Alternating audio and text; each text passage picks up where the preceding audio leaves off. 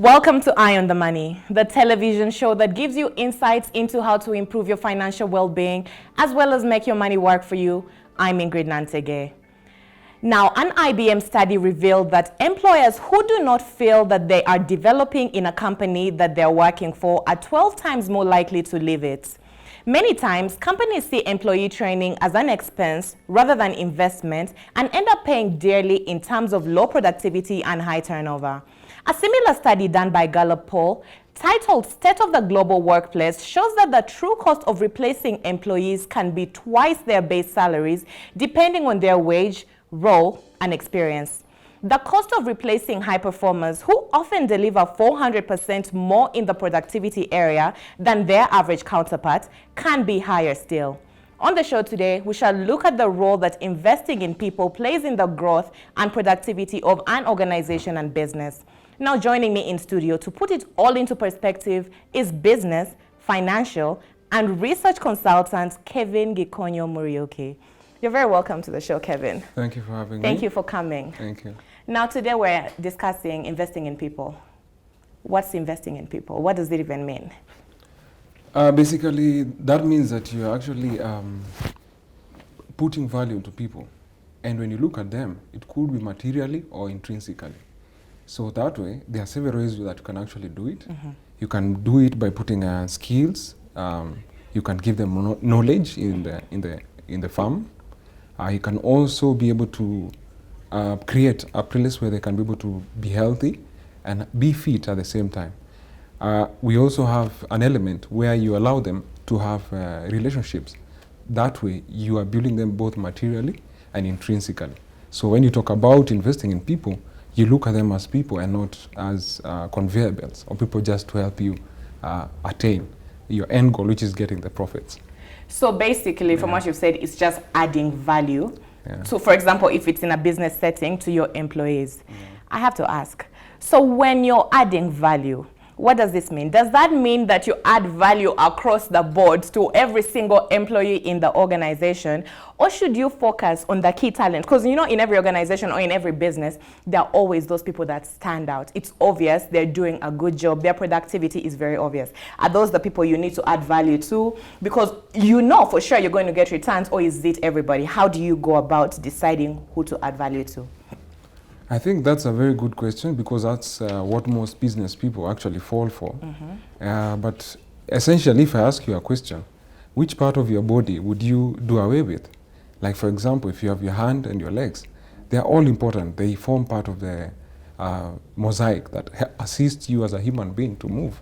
So the same way for businesses, then you cannot just try and look at the people who are at the top, because the person who must get is as equally as important as the person who's in the office. The person who is in the security department is equally important as the person who is in the operations or finance. So holistically, you don't just look at one segment.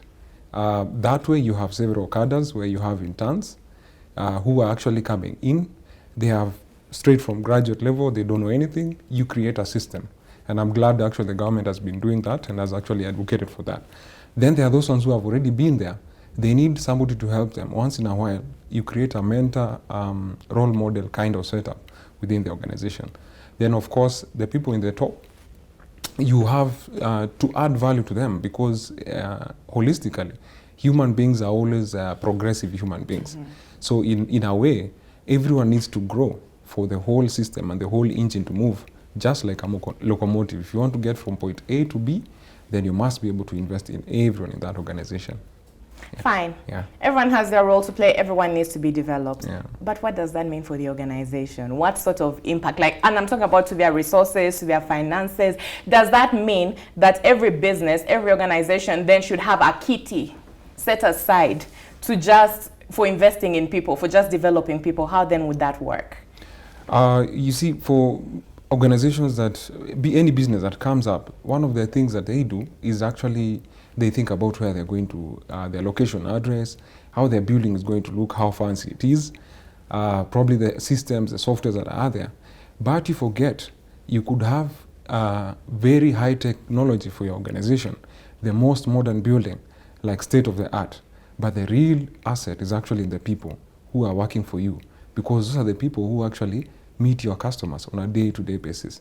So I've seen even some professions like the doctors, they fall for it most of the time. You are best in your expert field. You can operate to be a surgeon. You're the best in the field. You have the right tools. But there's that person who talks to the patient, and they miss it because the patient, if he's mistreated, they'll go and say that hospital, that place, and they'll not remember the fancy buildings or the technologies that he had. So the real investment should actually be in people who are going to serve people. Yes. I agree with you. It's a very good thing, and at the end of the day, for sure, there are returns. But let's speak realistically, and also, like, for example, let's look at a setting in Kenya where there are a lot of small businesses, SMEs, MSMEs, who even as it is, struggle to just make ends meet on a day-to-day basis. So, but then, still it's very important that they empower their people. It's key. You've said it yourself. It's very vital. Yeah. So in a situation of a small business or an MSME, how can they manage to still invest in their people, develop their people, add value to their people, and at the same time manage whatever costs they have to do and successfully run their organization? Is it even possible? Yes, it is, because we live in a 21st century where we have technology and information is everywhere. So you cannot come and say, I'm unable to actually get this information. You will be surprised the level of information that is at your fingertips. So it is not so expensive. I mean, you can look at the bundle, I mean, the amount of probably cost that you would use just to Google on something. It is as cheap as it can be. Probably you can just get a book from one of the experts that have written on something to do with running an SME or a small micro organization. That way, that book is not as costly, so it cannot be something that you hide behind the shadows and say, now I'm leaving it to the clouds. I mean, I don't have money, we can as well just proceed. But then the information is everywhere. With the technology, you cannot claim that as an excuse. So it's doable. I think it's doable. It's doable. It's doable. But at what point should this happen? For example, today I've had job interviews. I know who's coming in. I've even sent out acceptance letters. I've onboarded new staff. I already have existing staff. At what point, as a business owner, as a CEO, as a head of any business, should I decide, you know what, it's now time to, focus on Kevin and, add these extra skills? When do you reach decision? Is it at the point of hiring that I decide, okay, now, next day we're having a training before you get on job? Or is it at the point you've seen this person has so much potential that you decide, you know what, Ingrid, I'm going to send you to Mogadishu, I'm going to send you to Tanzania, just to make yourself better? When do you decide? Ordinarily, most companies, what they do, they actually start putting skills on people at the point of induction. That is common.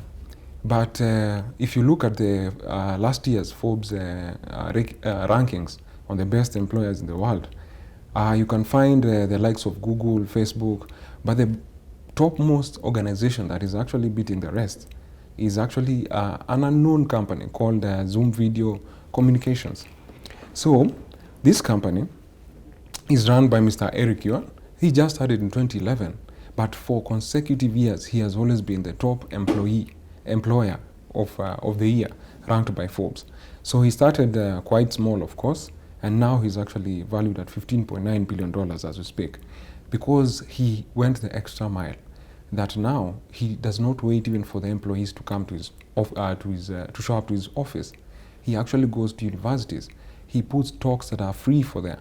So he starts inculcating that high level of industry expectation from that perspective. So that is extreme, of course, you need some money, but then there's this other level that ordinary, conventional, we know that when the staff comes in, that's when you do the induction. You can start from there. Then slowly you grow. So you have two extremes that you can actually go out there, put yourself out there to level up the industry to the standards of enabling that particular organization to succeed. But then if you don't have a lot of money, then you can do the induction way, but still continuously be able to actually put in skills from day go. That the people can be able to do actually the things that would enable them perform.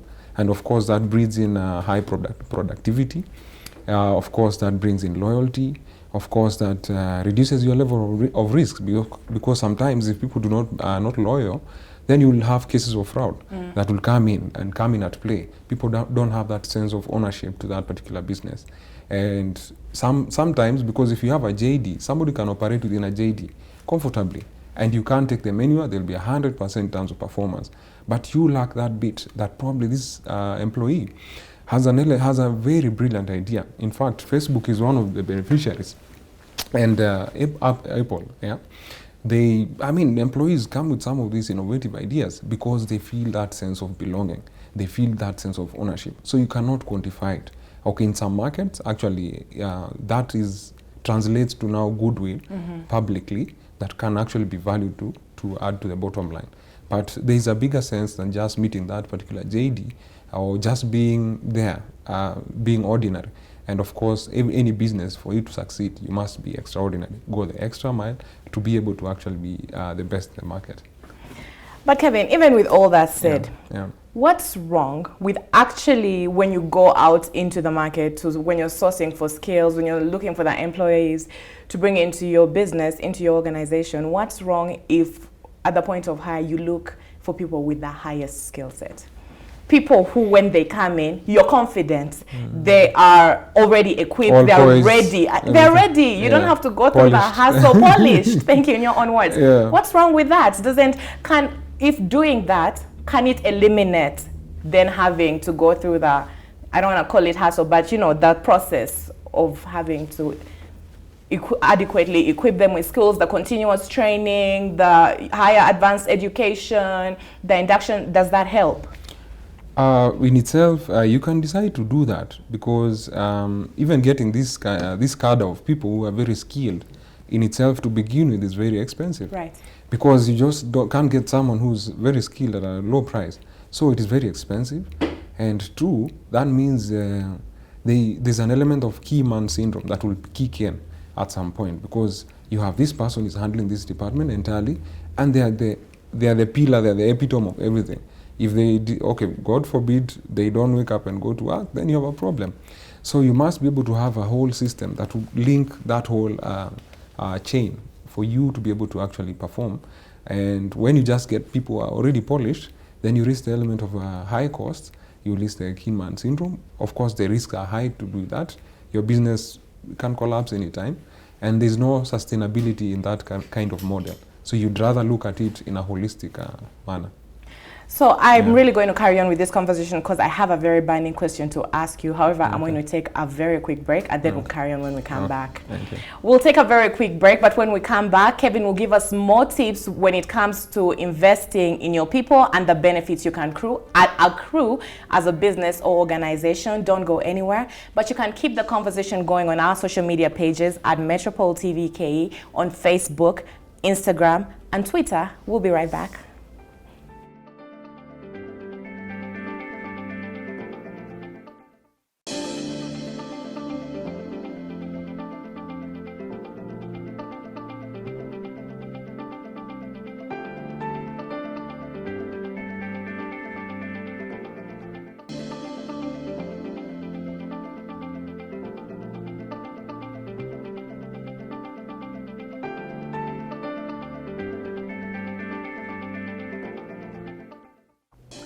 Welcome back to Eye on the Money, and today we're discussing investing in people and the kind of positive benefits it can accrue for your business or your organization.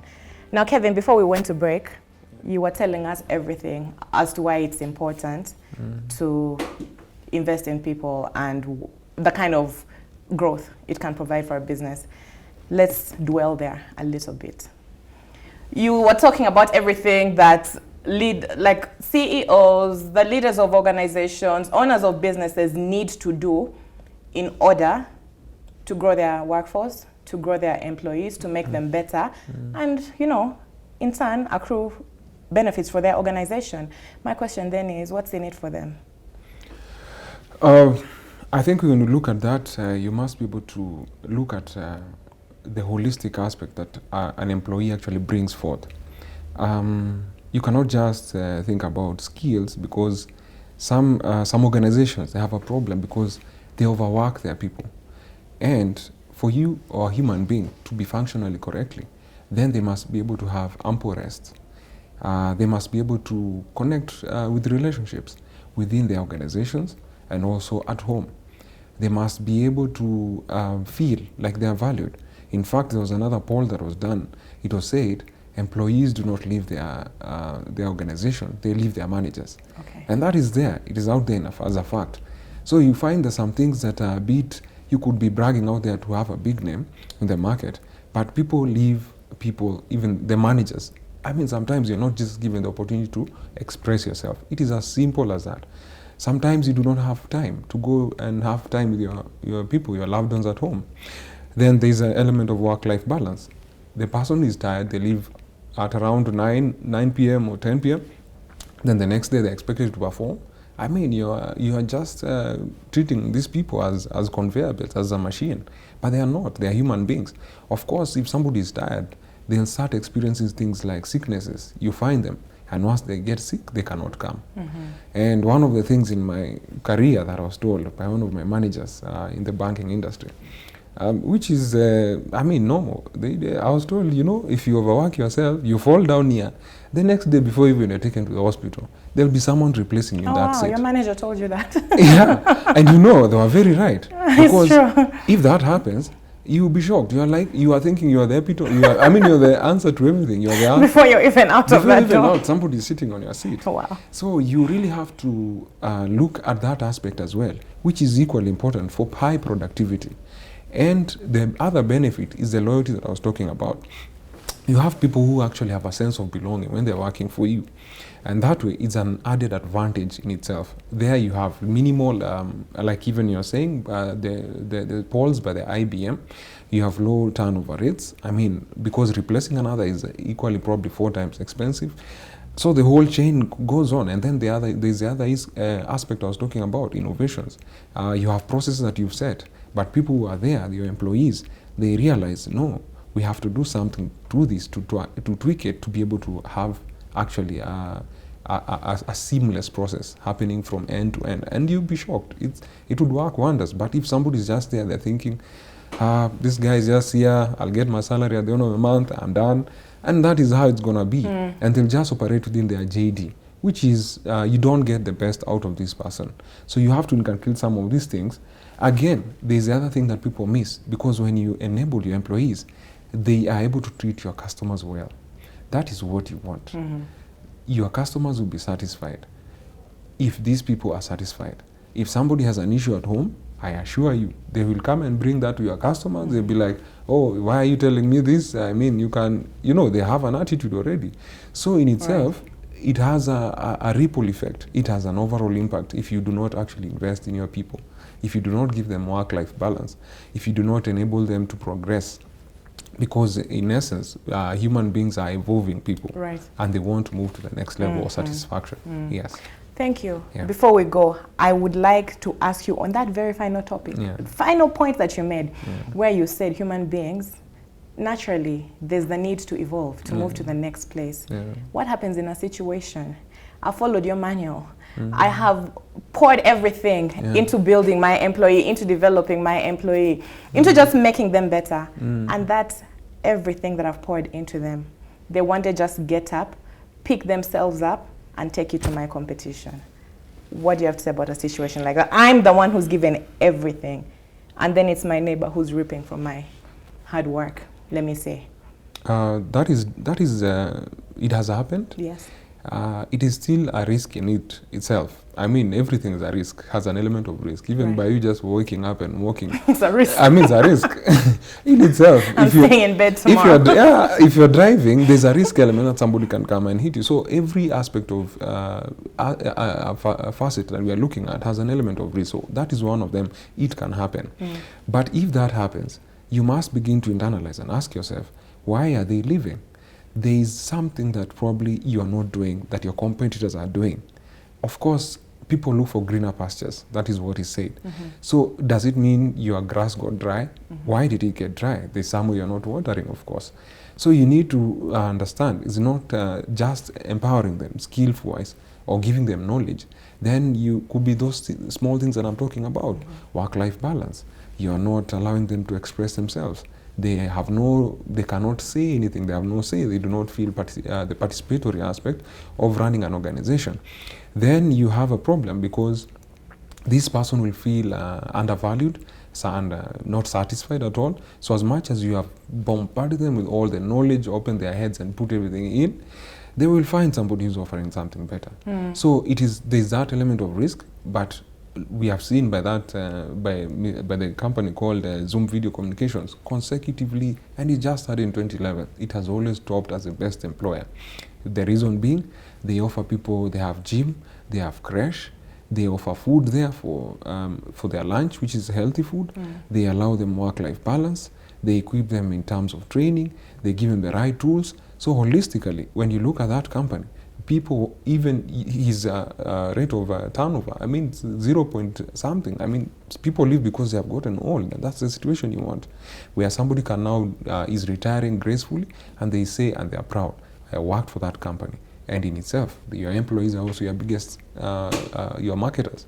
They'll go and say, that company, I've worked for them, and they are very, very good. So that way, you have a high value in society, you have a high value of customers who are coming in, and in essence, your company gets that stature that actually you put your investment to in the first place. So it may not be instant, it will take time, but the benefits will come and outweigh the small investment. I like to call them investment that you put in on your employees.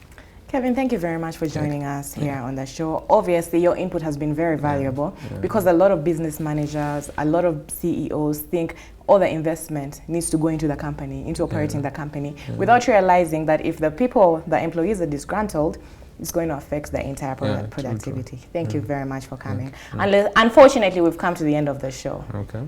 Really quick. But before I go, I'll leave you with the financial tip as usual. By putting your employees first, you can help them relate with your organization's goals and find a common ground.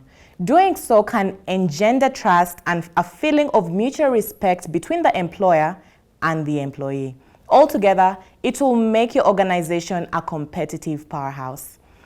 That's where we wrap it up for tonight on Eye on the Money, but do keep the conversation going on our social media pages at Metropole TV KE on Facebook, Instagram, and Twitter. I'm Ingrid Nantege. Have a very wonderful evening.